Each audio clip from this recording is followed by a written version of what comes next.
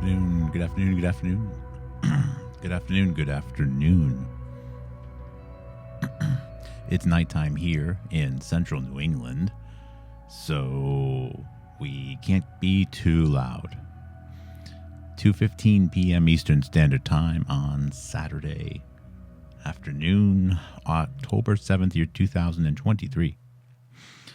This is Houstonic Live, and this is part 5 of the Cesar Milstein reading series, if you will. The story of Cesar Milstein and monoclonal antibodies. The chapter that we have coming up, and hello Laura, and hello JC on the bike. JC on the bike is first today. Today's chapter is Missed Opportunity, the Patent Saga. As we learn about the history of monoclonal antibodies, which in some ways is pretty grotesque, and Cesar Milstein and, of course, his colleague George Kohler, who, again, I remind people, passed away notably early. Well, it's just noteworthy that the good die young. Let's put it that way.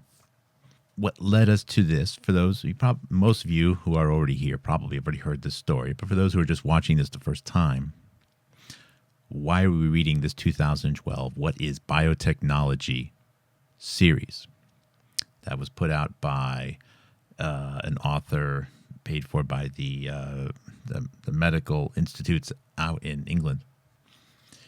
It was because of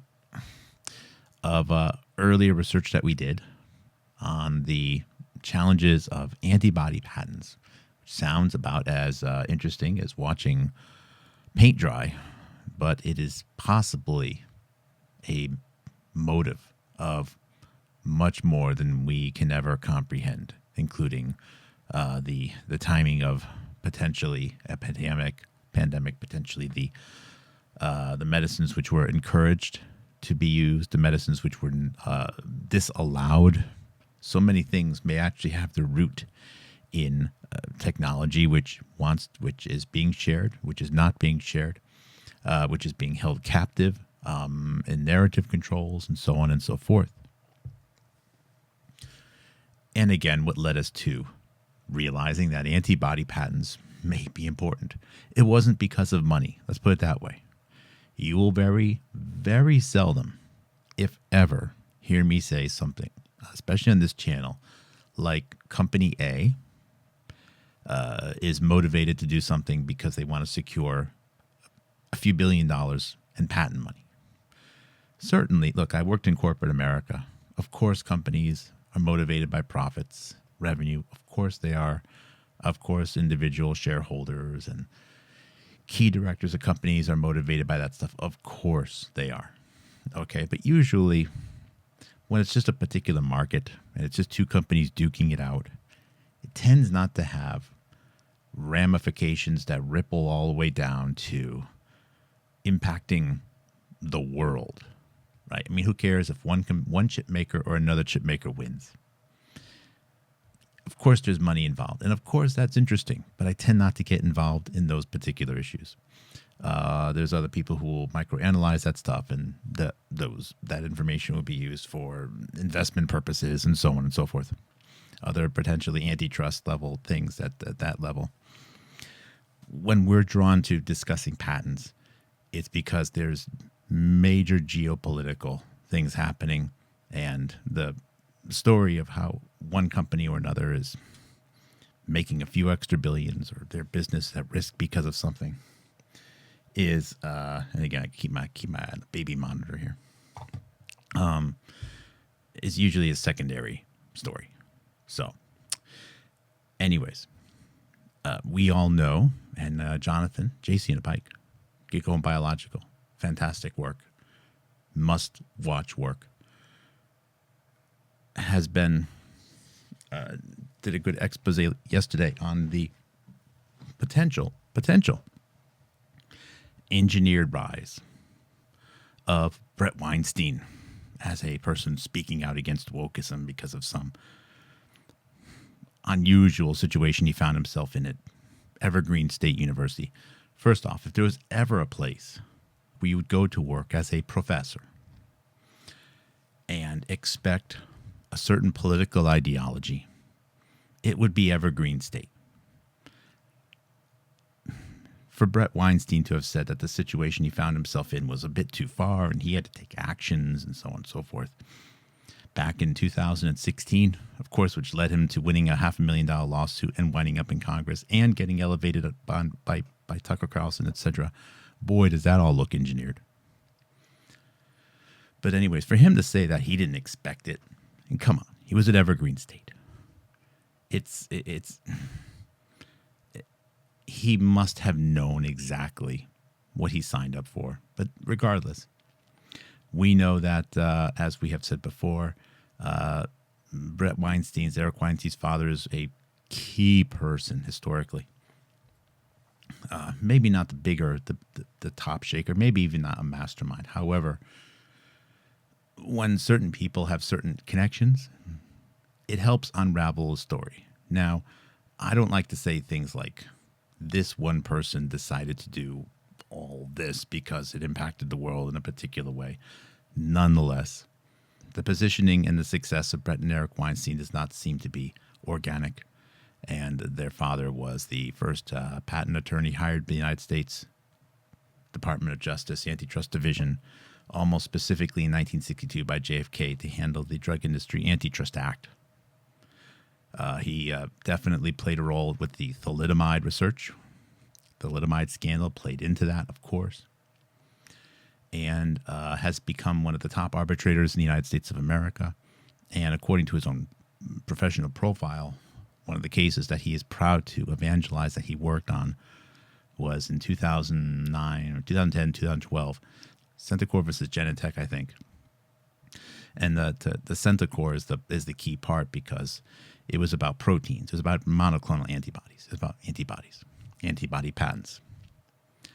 And when we realized that, we started searching for other papers about antibodies and so on and so forth. And sure enough, we found the antibody patent paradox and realized what a big issue it was facing the United States Supreme Court. Now, continuing on, that Centocor company that was founded, that was so critical, considered to be one of the most important protein patent disputes of the last 20-something years, was effectively founded by Hilary Koprowski. And as I've said before in previous episodes, Koprowski has a reputation for, virus cancer program and potentially SV40-ish contamination, etc. And I don't know what to make out of all that stuff. Let's just say, because I want to leave this episode up, I have a different spin. I have a different interpretation of that. So I'm not going to get too much into the details there.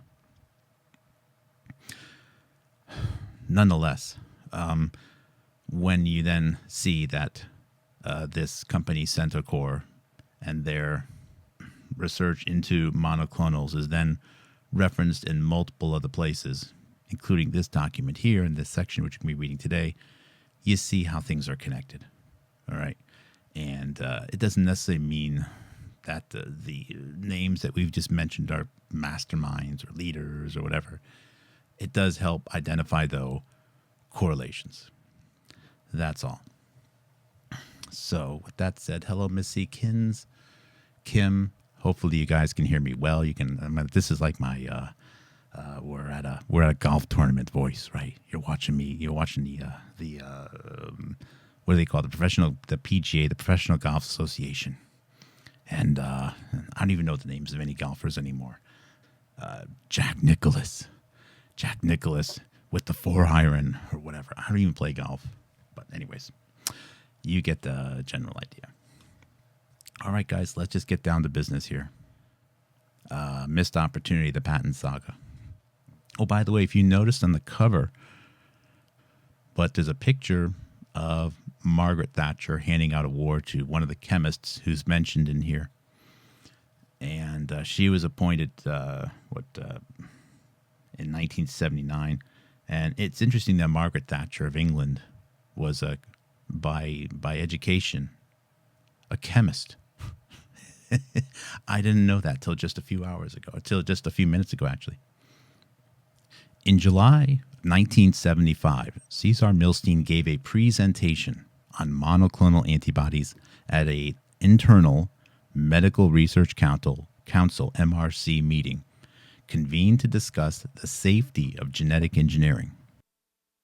After his presentation, he was approached by Tony Vickers, Vickers, a scientist by training and an administrative official of the MRC, Medical Research Council.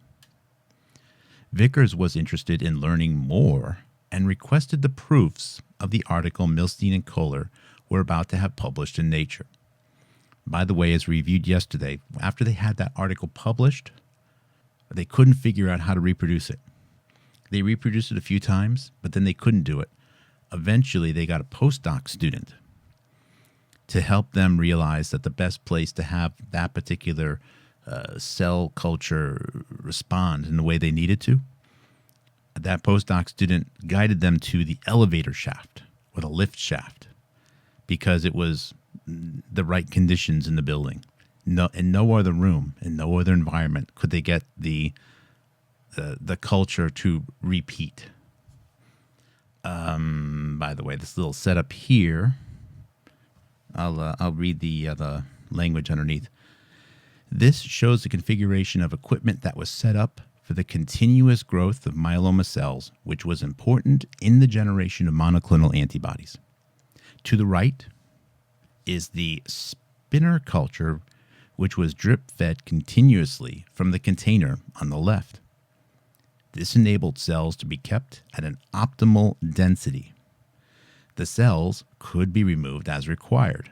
Overall, the setup was optimized so as to avoid contamination and allow long-term cultures to accumulate mutants.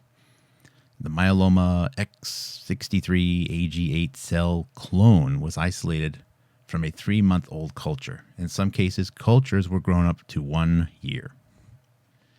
Struck by the commercial possibilities of hybridoma technology, and by the way, that's a merging of two different, the cell of two different organisms, Vickers quickly looked to patent the technique and immediately alerted the National Research Development Corporation, the NRDC, which is the body responsible for patenting MRC, Medical Research Council, inventions, to see if they could file a patent.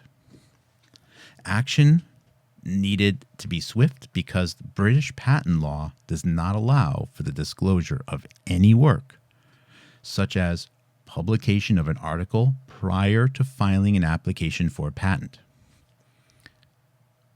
I've been alerted that this is a really important sentence here.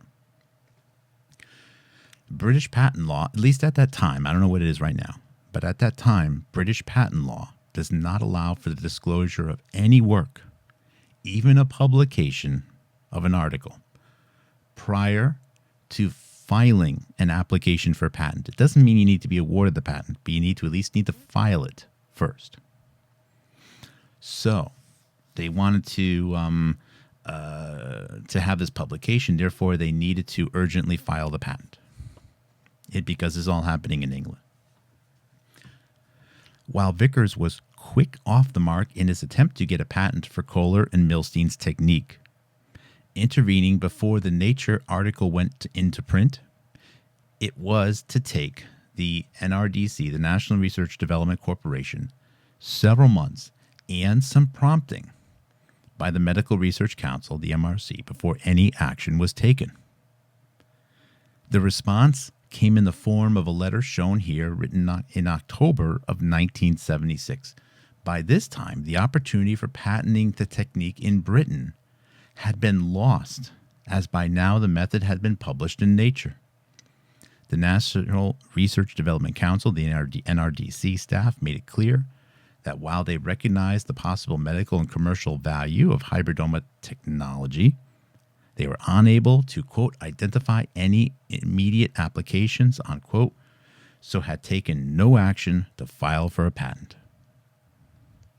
So this technology, this hybridoma technology, key part of the antibody research, production, it was published, but they couldn't figure out an application that was worthwhile to justify the patent, and they didn't get the patent out in time. So, political storm. The failure of the National Research Development Council to patent Kohler and Milstein's technique was to become the subject of much controversy in the late 1970s, a time of economic and political anxiety in the wake of the decline of Britain's manufacturing sector and consequent rising unemployment. One of the most vehement critics of the failure to patent the technique for monoclonal antibodies was Margaret Thatcher, a chemist by training who was elected prime minister in 1979. Margaret Thatcher was also a good friend, by the way, of Joshua Lederberg. And you can click here if you want to actually view the letters. These are actual screenshots of these letters. This is just amazing, amazing stuff here. And by the way, the subtext here of this picture, it says, this photograph shows Margaret Thatcher, the British Prime Minister, during a conversation with Max Perutz, Perutz, a Nobel Prize winner and founder and chairman of the LMB. I have to keep going back. I just keep forgetting what it stands for. What's the LMB again? Oh, gosh darn it. I'm sorry. The photograph was taken during a private visit to the LMB on August 27th, 1980. Thatcher's husband, Dennis, is standing in the background. And that's Dennis somewhere over there. Thatcher's criticism became much more damaging as a result of the publication of a report in 1980 by a joint working party then investigating the commercialization of biotechnology in Britain. The report pinned much of the blame for the failure to patent on the shoulders of the scientists themselves. The paragraph in the report that incensed Cesar Milstein read as follows, quote, "There appears to be a lack of awareness in practice of the obligations on recipients of government money and of the rights of the National Research Development Council Corporation. This must be remedied. We are concerned that a lack of appreciation of the NRDC, National Research Development Corporation, particularly by young scientists, may continue to result in situations such as that which occurred over monoclonal antibodies where patent protection was not sought early enough and British advantage was reduced," unquote.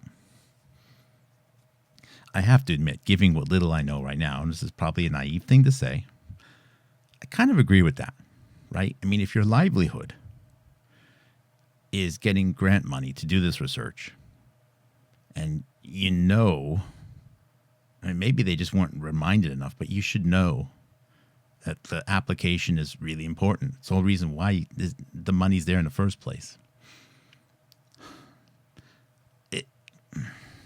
I can understand the scolding here. I can kind of understand it. Anyways, the Wistar patents. By the way, Wistar, the Wistar Institute. For those who, I mentioned this institute many times.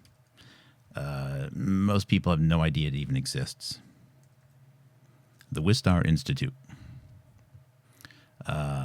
is a independent nonprofit research institution in biomedical science with special focuses on oncology, cancers, immunology, infectious disease, and vaccine research. What do all those things have in common? Located on Spruce Street in Philadelphia's University City neighborhood, the Wistar was founded in 1892.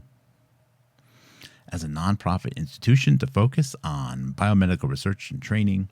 The institute is a distinct entity from the University of Pennsylvania.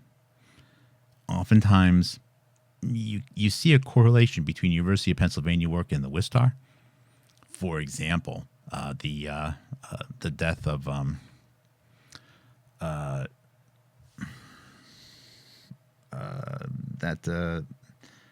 that teenager of the one of the most noteworthy gene therapy failures. I apologize, the name escapes me right now. This is what happens when you spend all morning in a playroom with a whole bunch of other 2- and 3-year-olds. And then since 1972, Wistar has been a National Cancers Institute NCI designated center. So you can read a whole lot more if you want to find the coordinates here. See your Google Maps satellite. I think this is worthy just to check this out. So, I mean, there's the University of Pennsylvania, and the Wistar Institute is basically right there. In downtown. By the way, Inovio is also headquartered not too far from Philadelphia. Just throwing that one out there. So, with that said, the Wistar patents. The anger over the non-patenting of Kohler, Georges Kohler, and Cesar Milstein's technique was reinforced by the granting of 2 patents to Hilary Koprowski. Carlo Croce, C-R-O-C-E. Again, I apologize for the mispronunciations.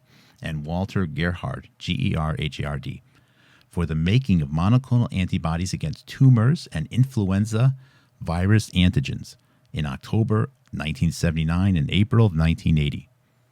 These were the first ever patents awarded for making of a monoclonal antibody. So, in addition to this whole monkey thing and polio, Hilary Koprowski effectively, along with 2 other people, lesser known, was the first person to award a patent for making a monoclonal antibody. That's very seldom recognized, though. Usually we don't really think of the monoclonals in Hilary Koprowski. What was particularly galling about the Wistar patents for monoclonal antibodies was the fact that they had been created using the X3 myeloma cell line originally supplied by Cesar Milstein to Koprowski back in September 1976. So interesting. So, Cesar Milstein was supplying cell lines to Hilary Koprowski before then, September 1976. Making broad claims, the Wistar patents provoked major controversy in Britain and in the international scientific community. Many regarded the Wistar patents as patenting what many saw as effectively Milstein and Kohler's techniques. Questions were accordingly asked about why Milstein and Kohler's technique had not been patented, leading to a major shakeup of British government policy and patenting and the commercialization of biotechnology.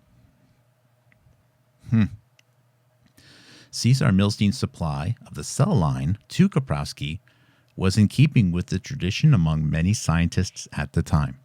The only condition Milstein imposed on recipients was that they acknowledge in publications where they had sourced the cells and that they seek permission from him, Milstein, if passing them on to other scientists. Cesar Milstein also made it clear that recipients should not patent any products from the cells. This stipulation, however, was difficult to enforce, as demonstrated in the case of Hilary Koprowski. At the heart of the debate over the British failure to patent monoclonal antibodies was the extent to which Hilary Koprowski had ignored Cesar Milstein's request that no products be patented from samples sent by Cesar Milstein to other scientists. Some of Cesar Milstein's frustration over the affair can be seen from a note he scribbled on a letter from Koprowski in November of 1976, requesting his permission to pass on Milstein's cell line to another colleague named Norman Klinman, K-L-I-N-M-A-N. This was written next to a comment by Koprowski stating, quote, Dr. Carlo M. Croce's and my studies with our line progress satisfactory, and if we get any positive results in producing monoclonal antiviral antibodies, we will let you know immediately, unquote. To which Milstein retorted, quote, he never did.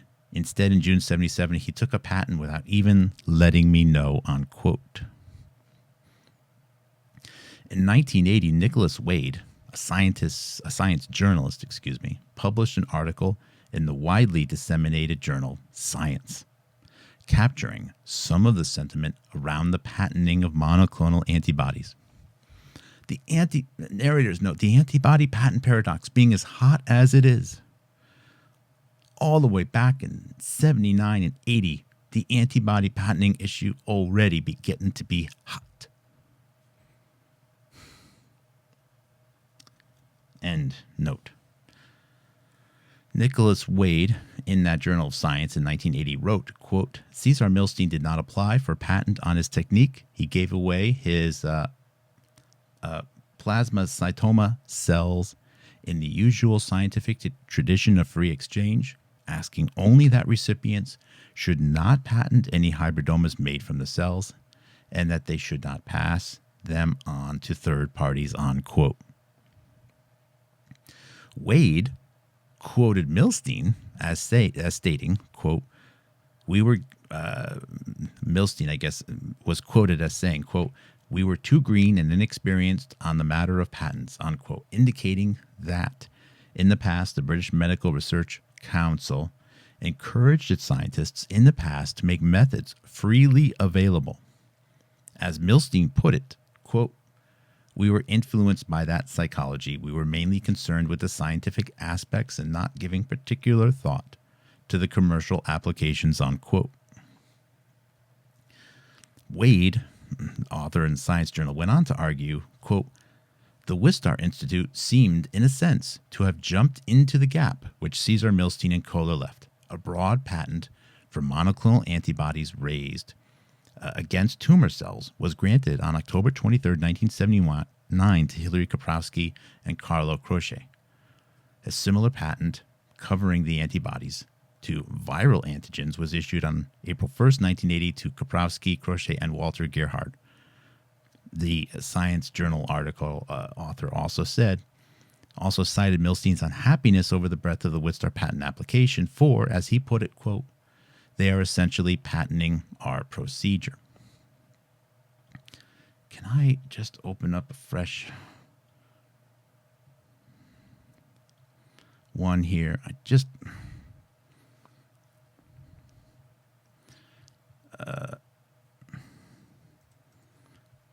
Oh, come on. I just wanted to draw this out. I know that Google Slides is hardly the best thing to use for this here. So we have Koprowski here. And let's see here. At the Wistar Institute. Make this in 18 point. We'll try to make this in 24. A little bit easier to read. Okay.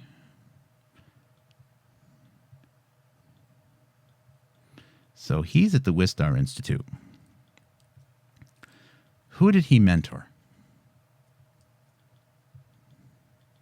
He mentored Dave Weiner,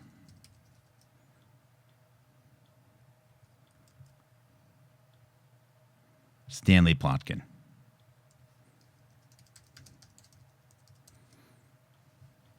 You can verify this on,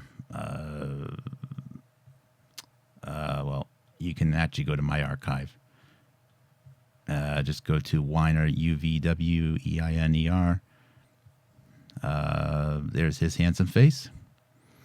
And I have saved that at the Wistar Institute, Hilary Koprowski, longtime president of Wistar, was the mentor of David B. Weiner. David B. Weiner, by the way, became the director of the Wistar Institute later on. So this guy filled in, Dave Weiner, filled in the director role at the Wistar Institute. Why am I going through this particular exercise right here? And then remind people that the chief science officer of Inovio was Stanley Plotkin. The co-founder, one was Dave Weiner. The other one was a South Korean dude who went to University of Pennsylvania. Also at Inovio. And, if I may, one of the people who, although it wasn't the viral genomics division, it was actually the electroporation Inovio. which was purchased by Inovio. So it was a Norwegian company. The person who founded that was Robert Malone. Can you see all these connections to Inovio? Now, Robert Malone was first seen on the Big Dark Horse podcast with who? Let me remind us. It was Brett Weinstein. Interesting, because Brett Weinstein's father, Les Weinstein, handled the Centocor case. And Centocor was the company founded by Hilary Koprowski. Also noteworthy that the other Weinstein, was it Eric Weinstein, has basically been making a good boatload of money. I think he's made $100 million, by the way, for Peter Thiel, providing guidance on things such as monoclonal antibodies companies to invest in up in Vancouver. This map is a big part of why we're reading this right now. This little map, and I know this is a very poorly drawn diagram, okay? But this little diagram is why we're doing this right now. These antibody patents are huge. And if the antibody patents are as much of a problem as the antibody patent paradox suggests, then the one way you can get around that is to simply have the antibodies made as a byproduct of antigens. And the antigens created by mRNA. And it's also been stated in the very article that we're reading. In the very article that we're reading, it says, this isn't my interpretation. It says mRNA initially was seen as having little value. As a matter of fact, the most recent winner of the Nobel Prize, Drew Weissman, said mRNA was initially seen as unuseful from any medical aspect. The one use mRNA did have, though, was to study antibodies. Is it possible that the push for either DNA transfection, which is what Inovio is, electroporation, or mRNA, was fueled in part, I don't know the whole story, in part to get around the antibody patent issue? It's noteworthy how much pushback there has been against monoclonal antibody companies. As a matter of fact, every monoclonal antibody therapy for COVID has lost its emergency use authorization.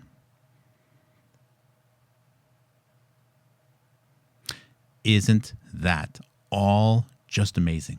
Isn't this just a incredibly enlightening way of approaching all of this? That's why we're reading these articles here.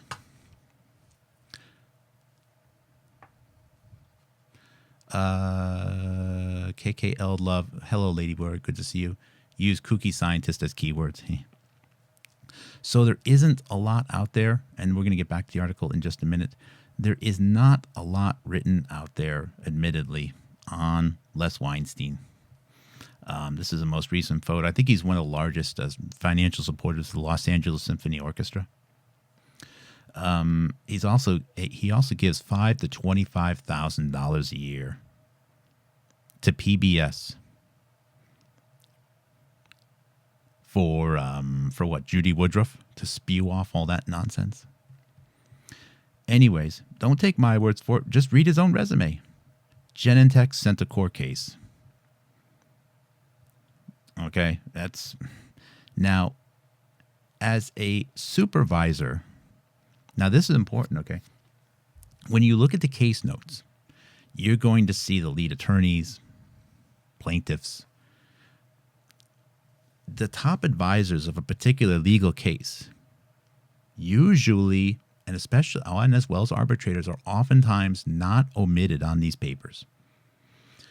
There's an extensive amount of dialogue and negotiations and research that happens that do not go onto the legal proceedings. That's noteworthy. I'm sure that there was a ton of money involved in that case. And there's also, if you look at the pharma mags, they also write pretty extensively on Genentech versus Centocor. And so just going back to our little chart here, again, I wish I could get rid of this here. Can I get rid of this? There we go. This is why. This loop here is just absolutely absurdly tight. All right, so let's get back here. Now, about this Wade guy. This Wade was the journalist in the Science magazine. So Wade went on to argue in this Science Journal article. Quote, the Wistar Institute seems, in a sense, to have jumped into the gap which Milstein and Kohler left. A broad patent for monoclonal antibodies raised against tumor cells was once granted on October 23, 1979 to Hilary Koprowski and Carlo Croce.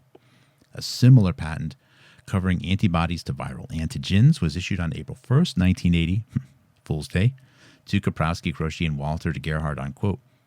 Wade also cited Cesar Milstein's unhappiness over the breadth of the Wistar patent application for, as he put it, quote, they are essentially patenting our procedure.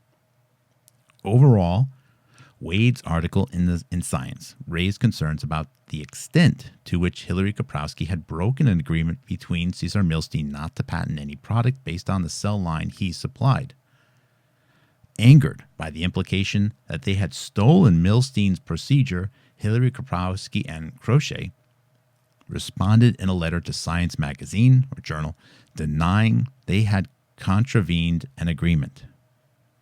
The difficulty Cesar Milstein had in countering Koprowski and Croce's argument was because he could not find any letters in his files to verify Koprowski had explicitly signed a letter consenting to the general conditions he placed on all recipients of his cells not to patent any products.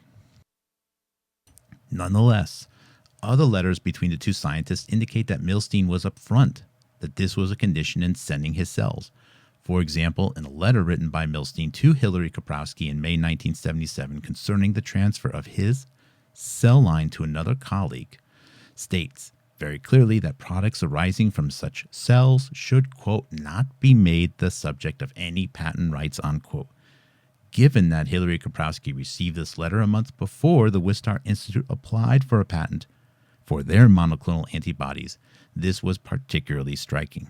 As Milstein poignantly wrote later in pencil on the letter, quote, yet Hilary Koprowski took up a patent in June 1977, exclamation mark, unquote. Cesar Milstein only became aware of the Wistar patent after receiving a letter written by Eric Trigell, Tridgell, from the NRDC in March of 1979. The news came as a total surprise. What he found particularly shocking, as he wrote in response to Trigell's communication, was the fact that the Wistar application represented, quote, a blanket for deriving any clone directed against any virus using myeloma cells from any origin. That is a broad patent. Patents in the sharing of cells. Next section. In many ways, the problems that occurred with Hilary Koprowski, reflects the casual arrangements that were in place for sharing cell samples in these years. A more formal procedure was only put into place in 1978 at the request of the NRDC, when they began seeking a patent for Cesar Milstein's development of a new line of monoclonal antibodies derived from rats. From this time on, recipients were expected to sign a form waiving the right to patent before the cells were actually sent. As one MRC official admitted to Milstein, however, the difficulty was how far this could be enforced. Like many scientists at the time, Cesar Milstein viewed patents as slightly distasteful, a matter best kept separate from scientific discovery and invention and sorted out by lawyers. Moreover, Cesar Milstein believed he had done his duty by having sent a preprint of his Nature article when asked to do so by Vickers in July of 1975. Some years later, when asked whether he was unhappy not to have patented his and Kohler's technique, Cesar Milstein was heard to reply, quote, "I was not unhappy. Margaret Thatcher was unhappy."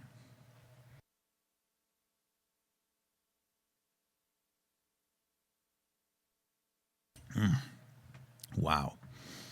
Looking back in his later life, Cesar Milstein would come to see the NRDC's failure to patent as some ways a blessing. Crucially, it allowed him greater freedom to publish and get on with his research. Had the NRDC moved forward on a patent, he might have been forced to become more secretive about his work. Moreover, in not patenting the cells he and Kohler had created, many scientists were able to move much faster in working out their application. In many ways, Milstein's attitude was reflective of the more general dislike of commercialization within the Laboratory of Molecular Biology, LMB, in the 1970s. The situation was reinforced by the fact that scientists working within the British government funded biomedical laboratories were not entitled to any royalties accruing from patenting their innovations at the time. This sentiment only really began to change in the 1980s when the MRC established a new scheme allowing for the sharing of royalties with inventors. While stimulating intense political debate in the late 1970s and early 1980s, some doubt the degree to which the missed patent for for Georges Kohler and Cesar Milstein's technique contributed to any real loss in the long term. They argue that there would have been only minimal financial gain from a patent for this type of monoclonal antibody, and that the two scientists created because it had limited applications and required considerable refinement before it could be clinically applied. For both Milstein's recollections and those of his contemporaries of the patent saga, see looks like a 1997 technology transfer in Britain, the case of monoclonal antibodies. That itself could actually be also an interesting read. I don't know what it looks like it's struggling. That link may not be active anymore. Again, we're reading a 10-year-old, 11-year-old article itself. So we'll find that at another time. So this is a really important article. Also, for those who are doing Koprowski research, let's see here. Under Koprowski, I should have a link to what we have so far on Centocor. Do I really? Wow. That's amazing. It's amazing that the Wikipedia article for Hilary Koprowski, which I saved on April 12th, 2021, does not say Centocor. That's amazing. This is a great thing to look at here. And let's go to the live version. Hilary Koprowski. Centocor. The name of a company that Hilary Koprowski co-founded. One of the most important companies with respect to proteins and ultimately monoclonal antibodies out of the Wistar Institute, is not mentioned at all on his Wikipedia page. This is how you lie by omission. That is absolutely amazing. And in fact, if you look for Centocor, they don't even have a Wikipedia page themselves. They only have a little subset, 3 paragraphs basically, buried on the Janssen's Pharmaceuticals page, who bought them. amazing. This is why you have to go all the way up to the top. You have to go to Houstonic Live. You have to click the C's. You have to go down. You have to search for CENT, Centocor Biotech, and you'll get pictures of the building. And you'll get the all the old articles. You'll get the original legal notices at the company as it was being founded. You'll look at the early newspaper articles. You'll talk about how the company they're making money hand over fist through clones, and so on and so forth. April at the Guardian. This is why I save all the old stuff. The era of biotechnology is changing in medicine. Monoclonal antibodies are produced. This stuff is awesome. This is the stuff that you should find if you go to Wikipedia. But Wikipedia has been tailored by people who get paid to not include any of this stuff in there. This is what I've been working to solve. I shouldn't say I can't solve this for the world, but I'm trying to show that we need more Wikipedias, types of platforms that interconnect with each other, because Wikipedia lies by omission. You can't have wrong facts, but you can omit facts. You can lie by omission, right? You can say, hey, one guy could say, hey, I got a divorce. We were separated. You don't have to say, hey, the person, I don't know, practiced infidelity. You can lie by omission. Anyways, there's much here, and the next section, by the way, which we will put in another article, is from Cesar Milstein's laboratory to the world. Lots more good stuff coming up, guys. I appreciate you being here. Lady Warrior says, you must have a ton of external hard drives. I don't. I just invest in very big solid-state drives. I work extremely hard to make sure that everything that I save is stored in an efficient manner. I have backups of all the videos I've made. I have them compressed down as far as they can without losing too much resolution. I can still fit everything I've saved, everything I archived, and everything I produced on a single 2 terabyte SSD disk. Getting close to needing more. And I have backups all over the country right now. I got my own local backups, etc. You can use a lot of storage if you get sloppy. I spend a lot of time trying to compress things down and use things efficiently, keep things properly indexed. Anyways, and newspaper articles actually don't take up a ton of space. Even at high resolution, 1 or 2 megabytes each. Oh, by the way, when I save clippings, I don't want to spend too much more time on this. I think this show should be wrapping up right now. When I do save newspaper clippings, for example, like on Centocor, like on this article here, Philadelphia Inquirer, this article, you'll see that I also still have links to the original article. And come on. I need to click the back button twice. And it's not being disagreeable there. But I also saved the full page article. You'll notice a lot of the clippings I have, like the dates and everything, and the headlines are all perfectly aligned. I'll take stories that are long single columns, and I will reformat them to fit more efficiently on the screen. But in order for things to hold up, I need to make sure I have copies of the full pages before I started to do that local editing. So that stuff is all still there, as well as links to the original. And just because we have a link to where the original was, that doesn't mean it's still there. So that's it, guys. Thank you very much. 58 minutes. I think this was a good, helpful episode. I'm just going to put up again the little image that we drew and just talk through it one more time. Hilary Koprowski. They want you to think polio vaccines. They want you to think, monkeys and so on. Big story there with patents and antibodies. Koprowski was the director of the Wistar Institute. And the next director after Koprowski was Dave Weiner. Dave Weiner, Stanley Plotkin are both the top students of Koprowski. They're the people mentored by Koprowski. Dave Weiner went on to become the next director of the Wistar Institute. Dave Weiner is a co-founder of Inovio Corporation in Reality Viral Genomics. Stanley Plotkin was one of their chief science officers.